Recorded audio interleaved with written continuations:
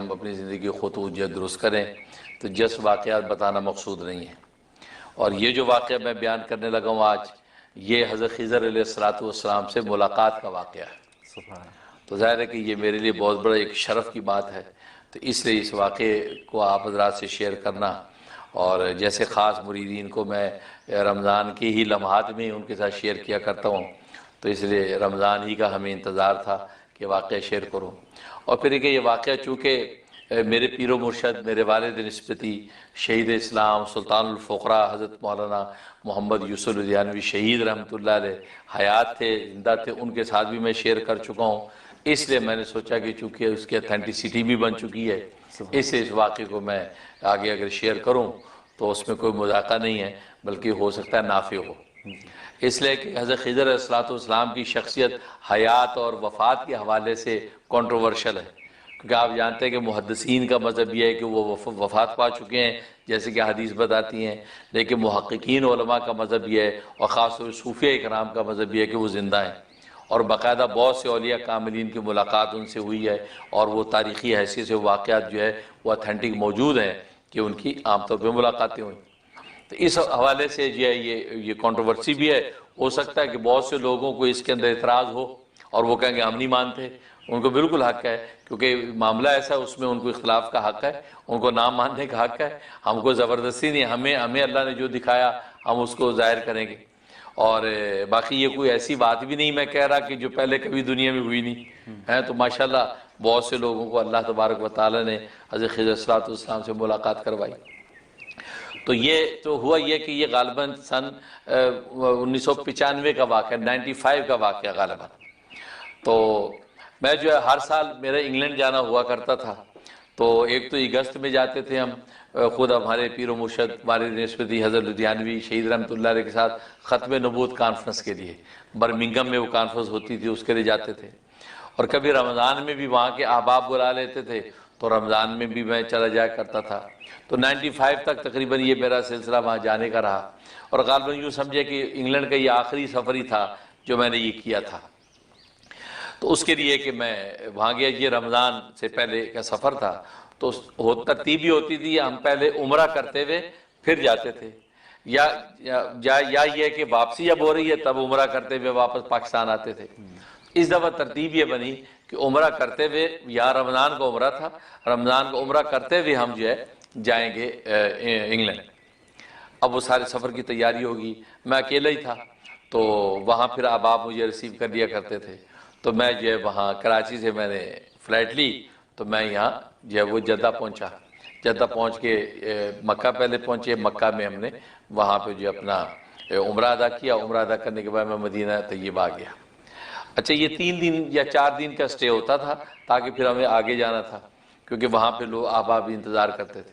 اب میں مدینہ جب ٹھہرا ہوں، اصل مدینہ کے اندر مدینہ سے احوال ایسے ظاہر ہونا شروع ہو گئے تھے کہ میں خود بھی حیران تھا کہ کچھ کوئی مختلف ہونے والا ہے. ہاں، تو مدینہ مدینے والے کی برکتیں ساری، ہاں اصل تو وہی ہے. تو میں مدینہ طیبہ میں جب پہنچا تو وہاں صلاۃ والسلام کے لیے پیش ہوتے تھے، اور رمضان کا کتنا رش ہوتا ہے، تو روضہ اقدس پر پہنچنا تو آسان کام ہی نہیں تھا.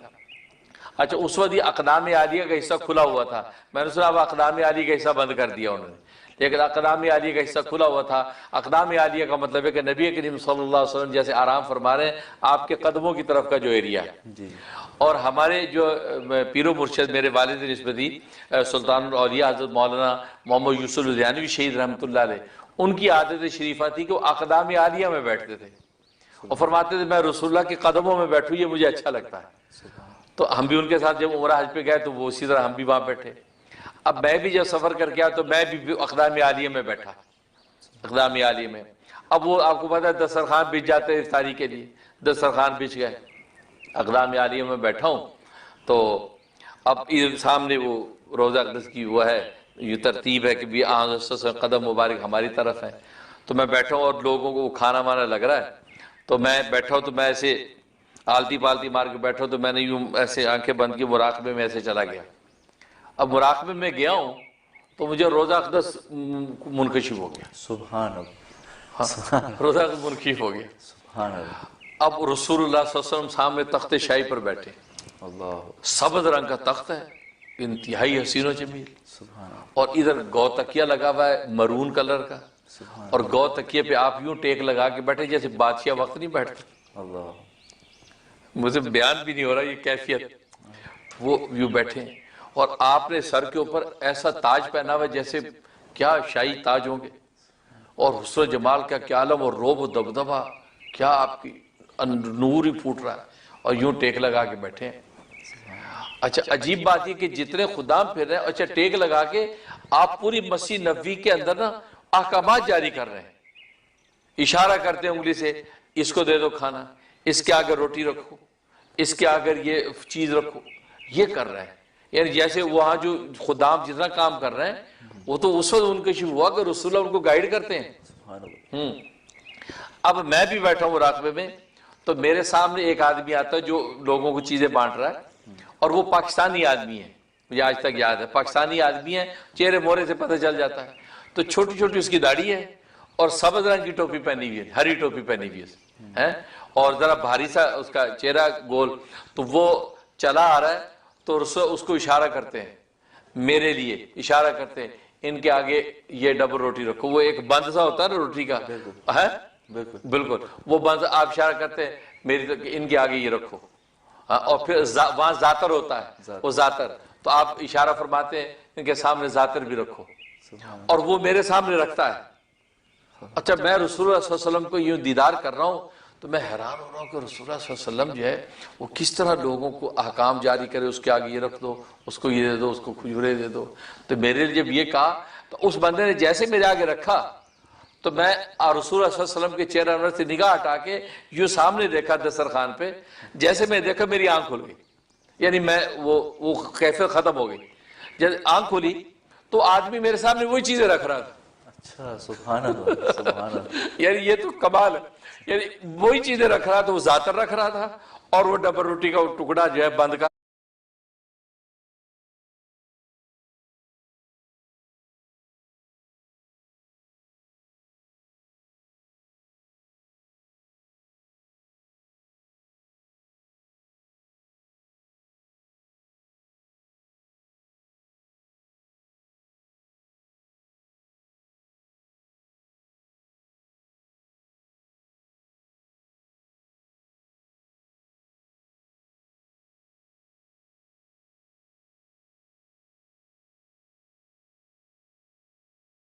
وہ میرے سامنے رکھ رہا، اور میں ایک دم وہ کیفیت ختم ہوئی انکشاف کی، میں نے کہا اوہ یار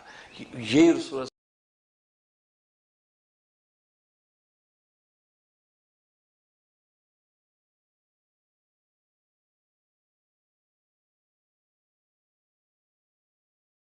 سے فرمایا، اور میں نے یوں دیکھا تو نگاہ ہٹی تو اس کے ساتھ وہی آدمی وہ چیز رکھ رہا، سبحان اللہ، یہ کیفیت۔ اس کے بعد جو ہے مجھ پر خیر رقت طاری ہو گئی، افطار کا وقت قریب آیا،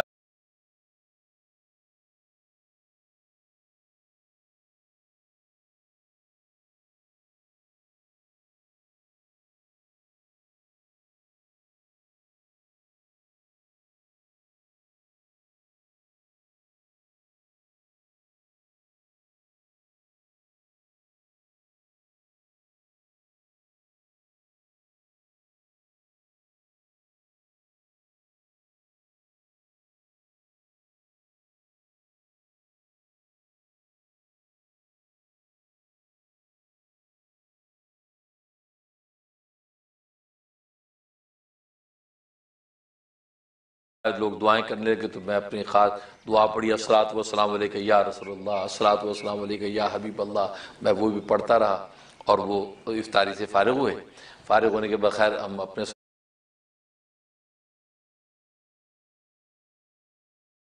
السلام پڑھ کے اپنے چلے گئے مقام پہ۔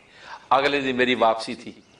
اگلے دن میں نے پھر آ کے سوچا کہ رسول اللہ صلی اللہ علیہ وسلم کے پاس آ کے میں سلام کر کے میں نے جانا ہے، تو اب میں جب آیا تو رش پورا پیچھے سے لائن لگی تھی، آپ کو پتہ ہے جنت البقیع میں سے گزرنا اتنا لمبا رش پاسبل نہیں۔ اب میں نے کہا یار میں مواجہ شریفہ کے سامنے جانا چاہتا ہوں، وہ رسول اللہ صلی اللہ علیہ وسلم کے سامنے، کیونکہ ابا جی شہید جو ہے مولانا یوسف ریحانوی، وہ جس دن روسری کا وقت ہوتا تھا اس دن آپ مواجہ شریفہ کی طرف بیٹھ جاتے تھے، سامنے سلام کیا، پیچھے مواجہ شریفہ کا صف اول کی طرف بیٹھ جاتے تھے، اور میں نے ان کو اس حال میں دیکھا ہے کہ یوں روتے تھے جیسے بچہ بلک بلک کر روتا ہے، اللہ یعنی جیسے آج جدائی کا دن ابھی رخصت ہونا ہے تو وہ بیٹھے بلک بلک کے روتے تھے، ہم دیکھتے کہ ابا جی رو رہے تھے جیسے ابھی جدا ہو رہا ہے۔